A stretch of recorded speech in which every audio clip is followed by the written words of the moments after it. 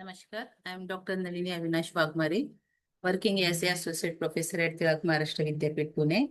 Today's our topic is related to British economic impact in India. Uh, then introduction. The Battle of Plassey stands as an important landmark in the economic history of India. The foreign conquest of the country started the process which culminated in the transformation of India's economy into a colonial economy. In its first phase, the impact of foreign rule in India's trade and industry was both violent and destructive. The trade and industry of the country, more particularly that of Bengal, received a severe jolt as a result of the policies of East India Company and corrupt practices of its officials. This was, of course, short-lived phase.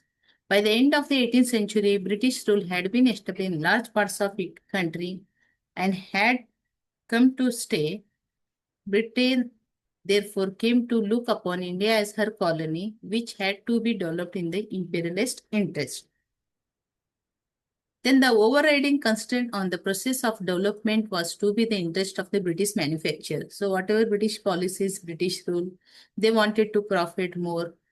And that's the reason India was to be the interest of the British manufacturers. India was to be turned into a market for British goods and exporter of raw materials and foodstuffs to feed Britain's industries and her people. This policy thwarted the economic growth and resulted in economic stagnation in India. The cottage industries and small-scale industry, which were the pride of the country in 17th century or the first half of the 18th century, languished as a result of foreign competition and want of support from the government. Now, large-scale industries were yet late to come, but even when they began to be established in the second half of the 19th century, for form encouragement, the government's attitude towards them was one of the open hostility. Then in the period of World War also, till the beginning of the World War in 1914, the government vigorously pursued the free trade policy and refused to accord fiscal protection to India's infant industries. The war produced far-reaching changes in the world's economy and circumstances forced Britain to change her industrial and commercial policies in India. Fiscal autonomy to India was considered by the Secretary of State in 1919 and the principle of discriminating protection accepted in 1923. Then later on, after First World War, the Great Depression took place in the world and its impact in India also. This helped the industrial growth and a number of new large-scale consumer goods industries such as sugar, matches, cement and paper came to be established in the century under importance of protection. But the Great Depression intervened the meanwhile and prevented industrial growth from being as rapid as it otherwise might have been expected. The result of British rule in India was the aborted growth of her economy. Then British policies for India, special economic policies. The British rule also produced important structural changes in the Indian economy. The new land laws gave a new concept of property and ownership in land, which was linked to her. The principle of joint stock in business units was for the first time introduced by the British. But British destroyed the medieval economy.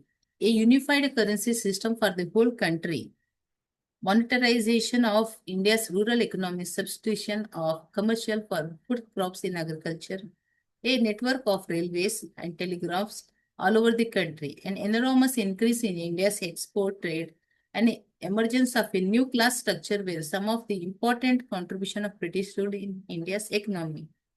But reality is that Britain destroyed the medieval economic structure in India and laid the foundation of modern economy, which for its development had, however, to wait till independence. Then deindustrialization of Indian economy and decline of Indian handicrafts. During the first half of the 19th century, even up to 1880s, India's economy witnessed a strange phenomenon. While Western countries were experiencing industrialization, India suffered a period of industrial decline. This process has been described as the deindustrialization. Deindustrialization, India's traditional handicraft industry decade beyond recovery. The period of decline of India handicraft industry decade the uh, contemporaries with the fine foundation of the Industrial Revolution in England and England tight control over the strings of Indian economy. Western scholars Morris mentioned that never weary of emphasizing the point that the decline of handicraft industry was inevitable and was a worldwide phenomena and was a logical outcome and integral part of the industrial revolution and the coming of the factory system. So handicraft lost its identity. The peculiar situation in India very different from the developments in European countries. In North America, may be summarized 19th century, India witnessed a steep decline of handicrafts, a process which continued well into the 20th century. Unlike European country, India was not compensated by a sufficient rise of modern industry. As a result, there was a net decline in the number and proportion of the Indian population engaged in industry. Then Charter Act of 1830 introduced by the Britishers in that the 19th century was period of industrial capital, that is Britain's rising industrialist and tracing interest launched a new economic offensive based on the principles of free trade against India. Their persistent propaganda and lobbying resulted in the abolition of companies' monopoly of Indian trade by the Charter Act of 1830.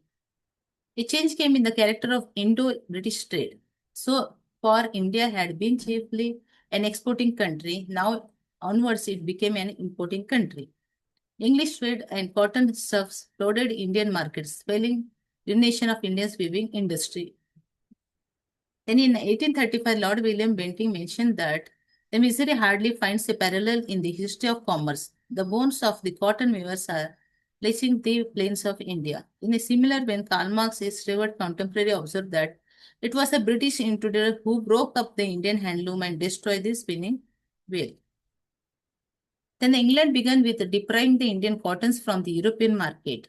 It then introduced twist into the in Hindustan and in the end educated the very mother country of cotton with cottons. Uh, uh, D.R. Gadgil has mentioned three principal causes which operated in the first half of the 19th century in bringing about a rapid decline in the artistic excellence and economic importance of Indian handicraft. These were the disappearance of native Indian courts which patronized fancy arts and handicrafts and often employed the best craftsmen on a regular salary basis. The establishment of alien rule with the influence of many foreign influences that such a change in the nature of government meant. Then new classes rise in India when the British entered in India. New classes rose after the establishment British rule, namely the European official and the Indian educated professional class. The European bureaucracy normally patronized English made products and Indian Western educated professional class imitated the European standards and thrown on everything Indian. Western educated professional class imitated European standards and thrown on everything Indian. Then British policies and Indian foods. The forcing B.D. Basu mentioned that emphasis use of political power by England to strangle Indian handicraft. He lists the imperial methods, thus the forcing of British free trade on India, imposing heavy duties on Indian manufacturers in England, then the export of raw materials from India, the transit and custom duties, granting special privileges to British manufacturers in India, compelling Indian artisans to develop their trade secrets, then holding of exhibitions and building railways in India. Then decline of Indian handicrafts. The rural population spread in poverty and traditionalism continued to purchase comparatively the cheaper khadi cloth and village-made iron and wooden agriculture products and other implements. Then Swadeshi movement in 20th century, when the handicraft loss and economic loss declination found in India, the Swadeshi movement started in 20th century. In the beginning of 20th century, popularized indigenous products on patriotic grounds and thus created some market for khadi in the urban areas. In the Gandhian area, village industries received encouragement and the popular industrialization of Khadi aligned Indian handicraft. Rise of capitalism. The rise of capitalism, machine-made industries, which heralded the Industrial Revolution in England, European countries gave a big jolt to handicraft industry, the price of industrialization in all parts of the world. But the unfortunate situation in India was that, unlike the European development and the decline of indigenous handicrafts in India was without the compensating development of modern machine industry. Then modern industry, even after the rise of modern industry in India after World War I, there was a fall in the percentage of workers in industry and increase in percentage of agriculture working in industry and increase again the reputed economists compiled a table of indicating that from 1881 to 1911 the proportion of the working force engaged in manufacture, mining and construction fell half by the 35% to 17. Again, British rule in India, economic exploitation stated by the Morris.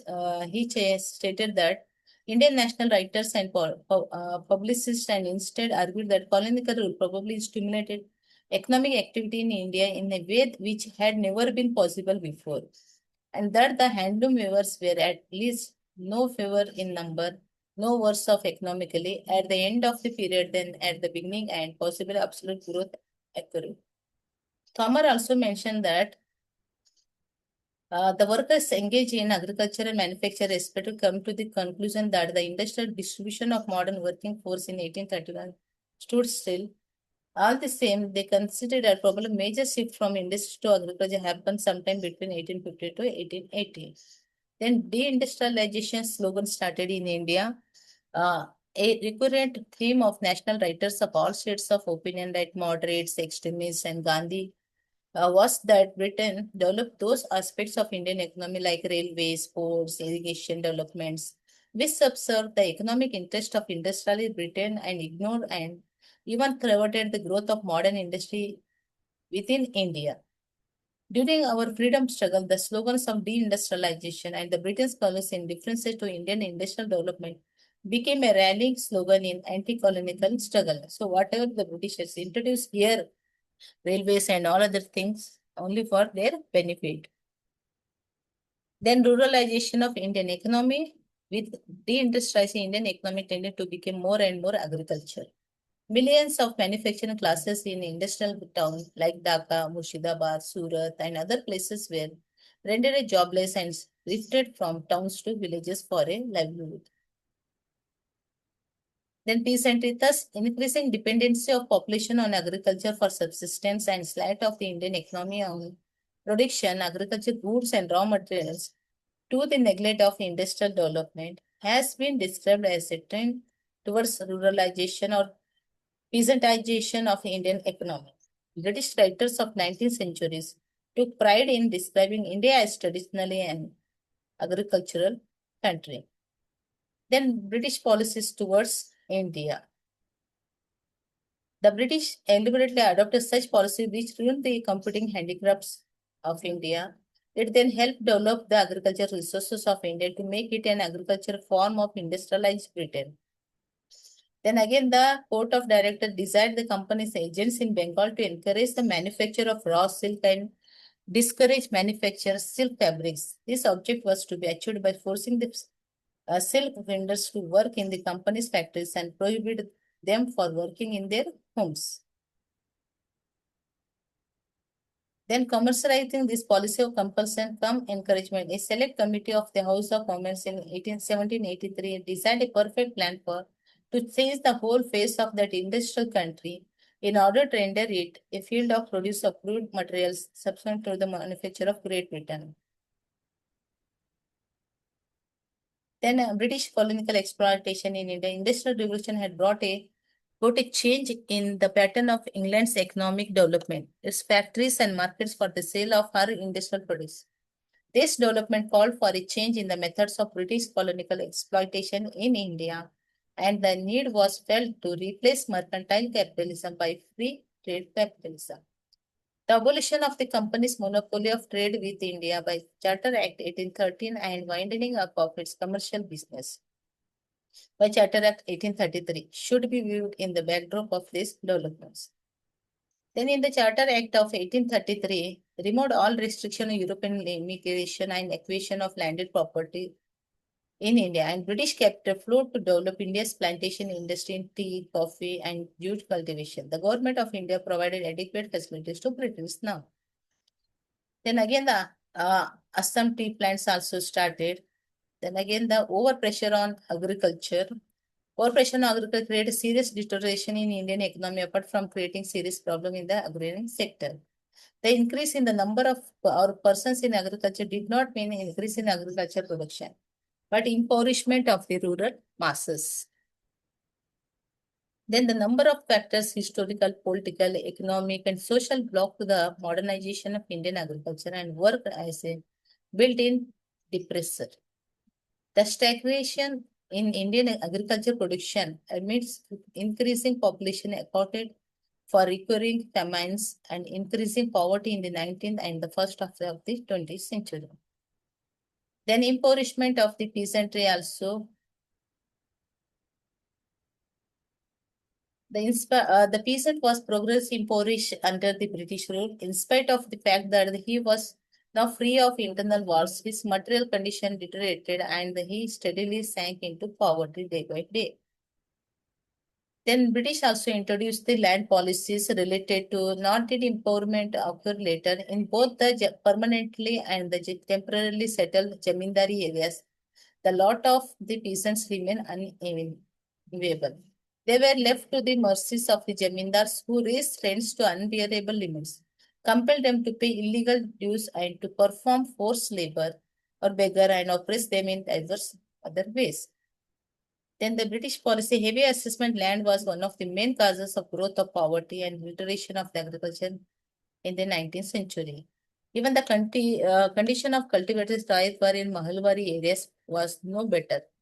Here the government took the place of the Jamindars and levied excessive land revenue, which was in the beginning fixed as one third or one half of the produce. Then again the land policies. Even the evil of high revenue demand was made worse by the fact that the peasant got little economic return for it. The government spent very little on improving the agriculture. Even the maintenance of law and order tended to benefit the merchant and the money lender rather than the peasants.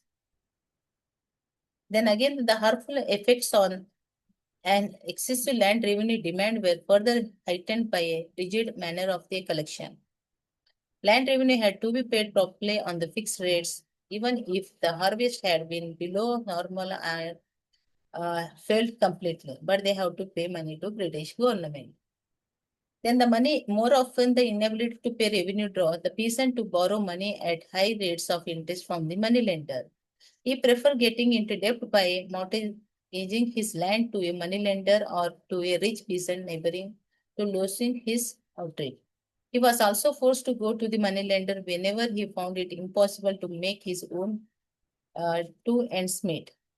But once in a debt, he found it difficult to get out of it. The moneylender charged high rates of interest and through cunning and deceit measures such as false accounting, forced signatures, and making the debtor sign for larger accounts than he had borrowed, got the peasant deeper and into the debt till he parted with this land.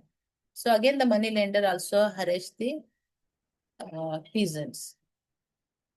Then British policies related to this, Rayatwari and Mahalavadi areas sank deeper and deeper into debt and more land passed into the hands of money lenders. Money lenders, merchants, rich peasants, and other money classes. Then by the end of the 19th century, money lender had become a major curse of the countryside and an important cause of the growing poverty of the rural people in India. Again, during the 1850s, whenever the peasant rose in revolt, quite often it is the first target of attack was a money lender and his account books. Such peasant action soon became a common occurrence. Then again, the British and moneylenders, the loss of land and the overcrowding of land caused by the deindustrialization, lack of modern industry compelled the landless peasants, ruined artisans, handicrafts to become either tenants or of the moneylenders or zamindars by paying rent or agriculture laborers at starvation stage. The run of old zamindari, rise of new landlordism, also one more cause. British policies in India also. First few decades of British rule witnessed the ruin of the most of the old zamindars in Bengal and Madras. This was particularly so with Warren Hastings policy acquiescing the rights of revenue collection to the highest bidder. The permanent settlement system of 1793 also had a similar effect in the beginning. Then the heaviness of land revenue, the government claimed 10/11ths of the rental and the rigid law of collection under which the Jamindari estates were ruthless sold in the case of delay in payment of revenue worked for the first few years. Many of the great Jamindars of Bengal were utterly ruined. Then the half of the landed property of Bengal also looted by the Britishers. Then permanent settlement in Madras and riot settlement in the other places harsh local jamindars. The condition of the jamindars to pay the land revenue in time, the authorities increased their power over the tenants by exhausting the traditional rights of the tenants. Then in this way, the permanent settlement, landlordism,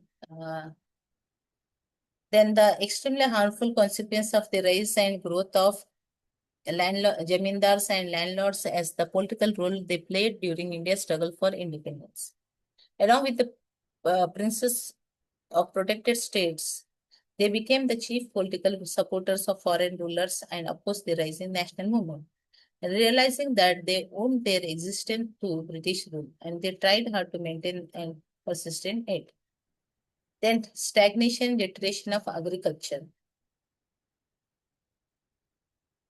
As a result of overcrowding of agriculture, excessive land revenue demand, growth of landlordism, increasing indebtedness, and growing impoverishment of the cultivators, the Indian agriculture began to stagnate and then deteriorated, resulting in extremely low yields per acre. Overcrowding of agriculture and increasing feudalization lead to subdivision and fragmentation of land into small holdings, most of which could not be maintained their cultivator. Nor did the cultivator ranks rented by both government and landlords have any incentive to do it. So stagnated determination of agriculture found in India also. Then the government could have helped in improving modernizing agriculture, but the government refused to recognize any such responsibility. Then again, the commercialization of Indian agriculture started in the 19th century. So the agriculture had been the way of life rather than a business enterprise. Now agriculture began to be influenced by commercial consideration, that is certain specialized crops began to be grown not for consumption in the village, but for sale in the national and even the international markets. Commercial crops like cotton, jute, groundnuts, oilseeds, sugarcane, tobacco, etc. were more remunerated than the food grains. Again, the cultivation of crops like the spices, fruits, and vegetables could cater to wider markets. Then again, the many factors encourage specialization and commercialization new market trends. Many poor cultivators had to buy back after 6 months part of the crop they had sold away at low prices at harvest time. For the Indian agriculture began to be influenced by widely fluctuating world prices. The main burden of providing new land tenures and land revenue policy started. Then the main burden of providing money for the trade and profits of company, the cost of administration, the wars of British expense in India had to be borne by the Indian peasant or riot.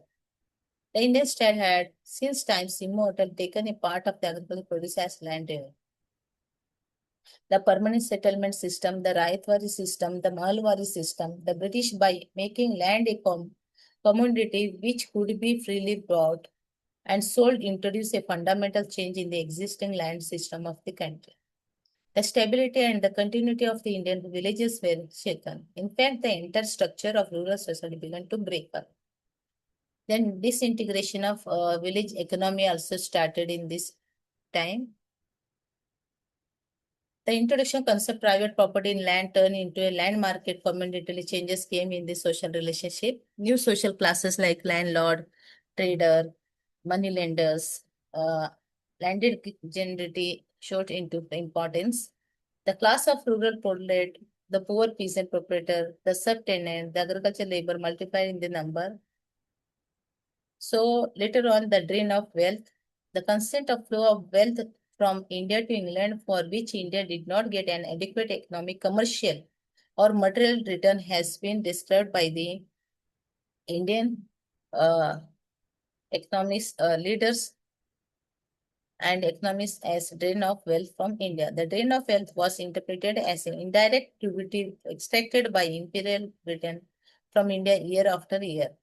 The focal point of drain of theory was that a proportion of national product of India was not available for consumption of her people for her capital formation, but was being drained away to England for political reason, and India did not get an adequate economic return for it. Constantly now with home charges divided to the shareholders of East India Company, interest of public debt raised abroad, civil and military charges, whatever Britishers here in kept the army, the Indian rulers pay money for it, a store purchase in England, interest on foreign capital investment, foreign banking, insurance, and shipping companies. Then Dadabhai Nauroji, who mentioned the drain of wealth in his book also, that the drain of wealth theory in his book, the drain of wealth as the evil of all evils and the main cause of Indian poverty. He maintained that Britain was bleeding India white. In a letter to Sunlight in 19 letter to he mentioned in 1905, the lot of India is very sad one. Her condition is that of master and slave. But it is worse. It is that of a plundered nation in the hands of constant plunders, with the plunder carried away clean out of the land. In the case of plundering raids occasionally made on India before the English came, the invaders went away. The British invasion is continuous and the plunder goes right on. Comparing the plundering raids of medieval rulers with the British methods of colonial plunder, another critic has pointed out that the old-time plunder had to restrict itself to rich men's houses and godowns where the wealth was accumulated. It was not worthwhile ransacking every little but hut and little village. In contrast, the colonial plunder could reach the most lowly, the most humble, and the most remote. As British methods of exploit through less painful were more thoroughly resembled the blood-sucking leeches. So, comparing plundering raids of medieval rulers with the British methods of colonial plunder, another critic has pointed out that the old-time plunder had to restrict itself only stayed in India, kept money here only, but Britisher, whatever money they got from, they get from India, they sent to their own nation, that is Britain. Then in modern times, underdeveloped and developing countries welcome the inflow of capital, enterprise, technology, etc. from advanced countries to supplement domestic resources and initiate the process of economic development. The unfortunate development with India in the colonial era was that foreign capital entered India in a big way but was used by colonial administration not for development of colonial economy but for fuller exploitation of Indian resources. So capital inflow thus became another instrument of Indian exploitation. Then early British financial capital in India. Finance capital became the new most powerful mode of colonial exploitation. Then poverty and famine is also took place in India because of British policies. Then again, the India's economic backwardness, poverty were not due to the nakedness of nature. They were man-made. The natural resources of India were abundant and capable of yielding, if properly utilized, with high degree of prosperity to the people. But as a result of foreign rule and exploitation and of a backwardness agrarian and industrial economic structure. In fact, as the total outcome of its historical and social development, India presented a paradox of a poor living in a rich country. Then modern industrial and political situation and state policies. The British rulers of India did not conceive of an industrial India, much less plan for her industrialization. Then deindustrialization took place. Whatever British had introduced the railways, post, develop irrigation works, this all modernization industry started in India, but when more benefited to Britain. Then Dalhousie also benefits from railway construction in India. Then again, the modern industry. You cannot maintain a net of railways over an impassive country without including all those industrial processes necessary to meet the immediate and current wants of railway locomotion, and out of which there must grow the application of machinery to those branches of it not immediately concerned with railways. Railway system will therefore become in India truly the forerunner of modern industry. Then rise of new bourgeois classes started in India. Indian traders, moneylenders, bankers had amassed some wealth as junior partners of English merchant capitalists in India. So now the indigenous bankers help both in the process of distribution and collection. The British capitalists did not permit Indian enterprises to compete with it whenever necessary throughout its nature growth. Then growth of capitalism also started here. For this time onwards, we find the Indian capitalist class moving supporting the leadership in the National Congress, finance some of its programs and policies. Then the significant development was the setting up for the first ever Tata Iron and Steel Company at Jamshedpur by Jamshedji Tata in 1907. It produced big iron in 1911 and steel by 1913. Then again, the plantation also started here. Then other mills also started. However, most of the industry were started and managed by British capitalists under encouragement from the government of India. Then impact of First World War.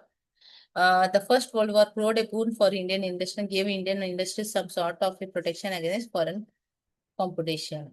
Then protection during the interwar period, industrial development, state policy of Indian then capitalist class also stated. But British legacy of poverty in underdeveloped country. Now British made the India as a extreme poverty and economic backwardness in both agriculture and industrial level. When the British withdrew from India in 1904, they left behind the world's most refractory and land problem, erect land rights, insecure tenure, primitive techniques of cultivation, low per acre yield, fragmented agriculture holdings, money lenders in control of credit, marketing of crops, investment in agriculture, etc. Then British legacy of poverty and underdeveloped economy also started. Then these are the reference for more details. Here only highlighted the important points which related to British impact on economy in India. Thank you. You can refer these all books for more details.